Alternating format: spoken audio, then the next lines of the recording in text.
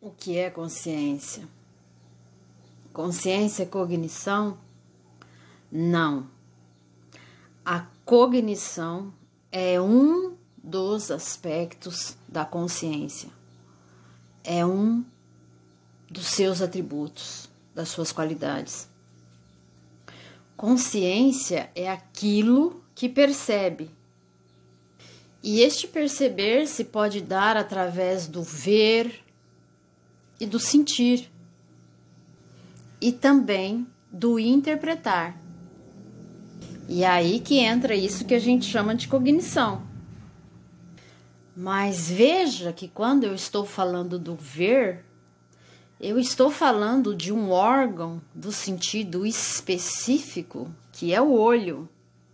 Mas o olho não vai estar presente em todas as formas de vida permeadas pela consciência. Existem peixes no fundo do oceano que são cegos. Existem formas de vida que não têm olho. Da mesma forma, a cognição, que é o pensamento, é algo muito específico do ser humano. A grande maioria das formas existentes no nosso universo não tem cognição, não tem capacidade interpretativa. Em outras palavras, não tem capacidade de organizar o mundo em palavras e, portanto, pensamentos. Não tem capacidade de representar o mundo, representar o que é visto externamente numa representação interna, na forma de pensamentos. E o que são pensamentos, se não junções, encadeamento de palavras? O homem é aquele que coloca o mundo no verbo e vivencia este mundo verbal muito mais do que um mundo real, material. Uma cruz nada mais é que dois pedaços de pau sobrepostos de determinada forma. Mas quem olhar para uma cruz e conhecer o cristianismo não vai ver só dois pedaços de pau ali. A cruz tem todo um significado simbólico. Da mesma forma, quem olhar para o rio Ganges na Índia sem conhecer toda a espiritualidade relacionada ao rio só vai ver rio. Então, quando a gente fala de cognição, nós estamos falando de representação. É olhar o objeto, rio, por exemplo, e recriar o objeto dentro da própria mente, criando várias significâncias para aquele objeto, que não necessariamente correspondem de fato à realidade do objeto. Trovão antigamente era conhecido como Deus Thor, por exemplo. Então é preciso entender que essa consciência cognitiva presente no homem, a partir da existência da mente, é algo muito específico do homem. Em outros animais e formas existentes, como plantas, vírus, bactérias, enfim, átomos, a consciência presente ali é apenas sensitiva, ou seja, sente e percebe. E o objeto vivificado por esta consciência vai sentir e perceber o meio e reagir a ele de acordo com a sua própria programação. Os átomos que compõem a água e que compõem o vinho, a cachaça, enfim, o suco de laranja, se você misturá-los, eles vão se compor, eles vão se aglutinar, eles vão se associar, porque são mais ou menos da mesma natureza. Então, reagem uns aos outros se associando. Agora, se você pegar os átomos do óleo de cozinha e tentar misturar na água, não vai rolar, porque eles se repelem. Então, cada forma de vida nessa nossa existência, começar pelas formas minúsculas, invisíveis aos nossos olhos, que são os átomos, as partículas, vão reagir ao meio de acordo com a sua programação. Mas só poderão reagir porque têm consciência, porque são permeados pela consciência. A consciência é a luz que ilumina o objeto, é a eletricidade que dá força para o objeto existir. Mas o modo como o objeto vai existir, atuar e reagir ao mundo depende muito da configuração daquele objeto. Planta não pensa, não fala. Da mesma forma, o ser humano não faz fotossíntese. Cada um no seu quadrado. Então, o que é consciência?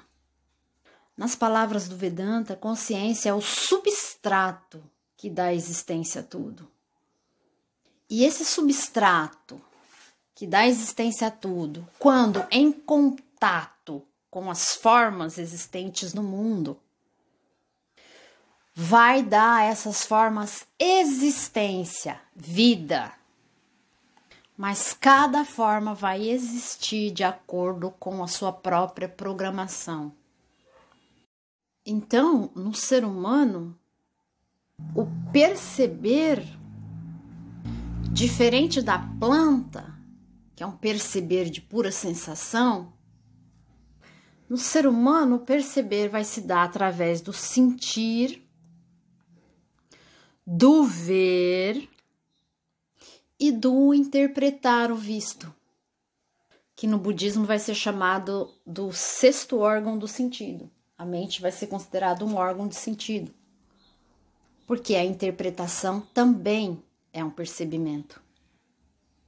Mas aí vamos agora analisar, pensar sobre tudo que está sendo visto e percebido. Só tem consciência, ok? Então este mundo, ele é uma projeção, nós já sabemos, ele é um sonho. Nós aqui, enquanto personagens, Wanda, Carol, somos partes desse sonho. E o sonho, tudo que tem no sonho, um dia acaba, né? Cadê a sua tataravó e toda aquela geração da época dela? Todo mundo morreu e tudo que existia naquele contexto, os sonhos, os conflitos, as guerras, enfim, tudo isso não existe mais hoje, acabou. Conosco será da mesma forma. Então, assim, tudo projeção, né? Algo surge no espaço da consciência e vai desaparecer em algum momento dentro desse mesmo espaço. Então, o mundo que a gente observa, tanto material como psíquico, né, através dos pensamentos, das emoções, são aparências, né? A tradição vai chamar de aparências. É o quê? Apareceu e vai desaparecer.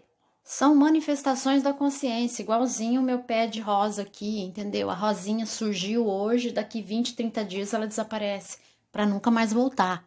Surge uma outra rosa, mas essa aí, nunca mais. Então, o mundo que a gente está observando é um mundo de sonhos. E agora, finalmente, eu vou para a tua pergunta. Você me pergunta, Wanda, depois da morte física deste corpo, eu, como consciência, na forma não manifesta, apenas como consciência, consciente de mim mesma, vou continuar pensando, vou lembrar o que eu era, a minha vida? Muito bem, eu vou te responder isso com uma outra pergunta. Nós estamos em dezembro. Você lembra de algum sonho que você sonhou em dezembro do ano passado? Você lembra de como você estava projetado lá? Que tipo de personagem você era e qual situação você estava vivenciando? Esse personagem do sonho de dezembro do ano passado tá aí agora lembrando e pensando como foi a vida dele naquele sonho? Não, né, Carol? Por quê? Porque quando a Carol real acordou, o sonho e o personagem sonhado dentro do sonho não tiveram a menor importância. Por quê? Foi apenas um sonho. Da mesma forma, quando você, consciência, despertar deste sonho aqui, não é você, Carol, que vai acordar lá como consciência e ficar lembrando e pensando na vida do personagem do sonho. Não manifesto, você é pura plenitude, você é inteira, completa, sem qualidade, sem atributos, você não precisa ficar pensando, relembrando, planejando. Isso é do Jiva, isso é da vida do personagem no sonho. Porque dentro do sonho, por ser um mundo de objetos e o personagem ser mais um objeto dentre esses objetos, é necessário essa configuração mental de planejar, reagir e atuar. E eu sei que ouvindo assim parece muito vazio, muito triste, entediante, porque de novo você pensa o mundo em manifesto a partir das suas experiências de você mesma dentro do mundo manifesto. Mas para o buscador ou encontrador que já tem um pouco mais de prática, Carol, que consegue mergulhar nesse estado silencioso aqui mesmo, seja através de meditação, contemplação ou simples aquietamento, quando ele vai para dentro, ele percebe que ele é uma pura energia viva, pulsante, pacífica, silenciosa e plena. E é essa plenitude na sua integralidade, sem adendos de um mundo objetal, portanto de um corpo físico, de uma mente, de uma personagem, é essa plenitude que é experienciada em si mesma quando você volta para casa. Então não tenha medo, não ache que é ruim, porque isso que os jivas chamam de relaxamento, eu já estou tão relaxada, harmonia, felicidade, paz, estou tão em paz, estou tão feliz. Isso é só um adendo, uma amostra grátis do que é a natureza do seu ser. Quando nós estamos assim, é a nossa real natureza se manifestando no personagem.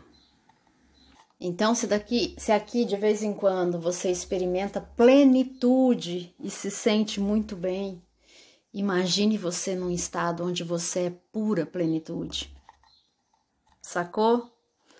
Então, aproveita a viagem e desencana, porque todos nós voltaremos para casa, simplesmente porque nós nunca saímos de lá.